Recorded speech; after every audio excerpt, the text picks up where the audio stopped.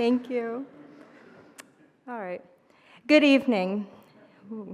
Natural hazards can happen anywhere. How can we communicate about them without inciting fear or confusion? I first started asking this question 6 years ago after experiencing several wildfires in Colorado. Although I lived in a fire environment and frequently drove past those well-known Smokey Bear fire danger signs, I was conflicted by how uninformed I felt. My dissertation analyzes the resources that inform the public they're at risk for events like wildfires, earthquakes, and floods. I also examine how media can shape real-world action, from how individuals prepare to how communities enact systemic change. This project involved months of archival research. I investigated risk communication and fire prevention posters in the collections of the Linda Hall Library of Kansas City and the National Museum of Forest Service History in Montana. At the Huntington Library in California, I studied historic flood maps. Wanting to know how these materials impact their audiences, I searched for stories of how communities connected to them.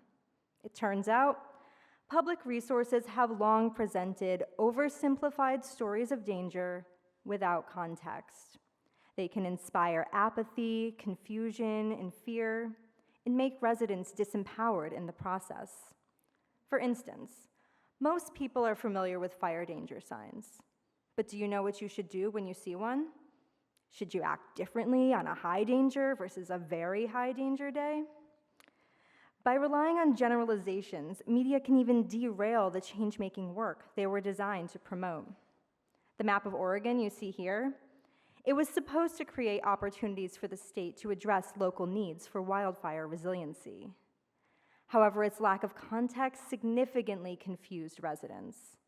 They questioned what the categories meant and how they were determined. Why were they at risk, but their neighbor wasn't? And what were the consequences? Would they lose insurance or be unable to sell a home they cannot afford to maintain to new standards? As a result, public discussion focused on disagreements about the map. This turned attention away from the solutions proposed to support communities at risk.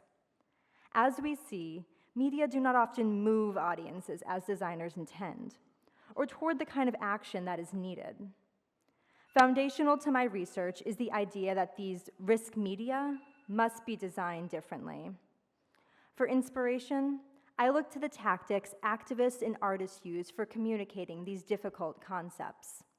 I plan to draw from this work in my new role in Washington State, teaching data visualization from an interdisciplinary lens. I hope to inspire my students to create projects that better recognize the impacts the work has on their audience and help them envision social and environmental complexity and collective futures beyond disaster. Thank you.